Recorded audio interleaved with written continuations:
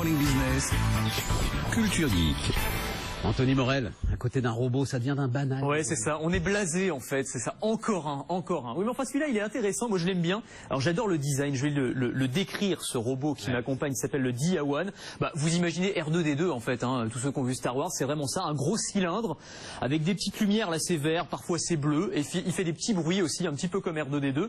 Et il se balade et il dépollue tout l'air qui nous environne, parce que vous savez que l'air intérieur est souvent plus pollué que l'air extérieur.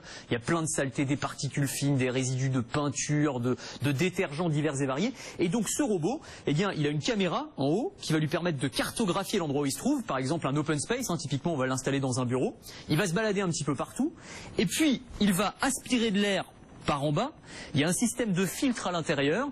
Et il va recracher de l'air pur. Là, je sens l'air pur qui sort par le haut du robot. Enfin, je sens ma main, j'ai la main juste à côté. J'allais vous dire, je respire mieux. Bon, je vais pas en faire trop. Au sommet de l'Himalaya. C'est ça. Non, mais c'est quasiment ça. Mais non, mais il nous dit que l'air est pas très bon là. On est à 2 feuilles sur 5. Donc voilà. D'accord. On est dans un studio en même temps. La dernière fois qu'on a ouvert la fenêtre, c'était il y a 10 ans. Bah, c'est un peu le problème. Non, mais dans les grandes tours notamment, on peut même plus aérer. On peut plus ouvrir les fenêtres. Et donc c'est à ça que vont servir ces robots, ces flottes de robots qu'on va installer. Alors il va y avoir une trentaine de robots qui vont être déployés là dans certaines grandes entreprises d'ici la fin de l'année.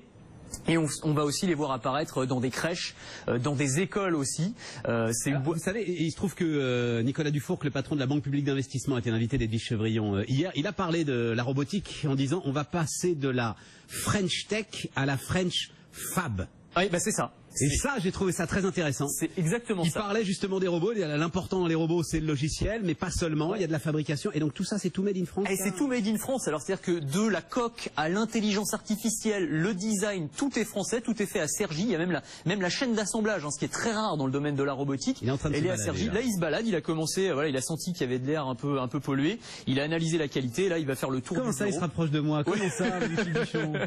Alors je suis un agent polluant. Tu as parfaitement. C'est ça. Il a dû comprendre. Allez. Et donc voilà, il analyse la qualité de l'air et il va nous purifier et nous assainir tout ça en quelques minutes. On n'a pas donné le nom de la boîte. L'entreprise s'appelle Partnering Robotics. Partnering Robotics et le robot c'est le Dia-One, D-I-Y-A. Anthony Morel avec nous tous les matins.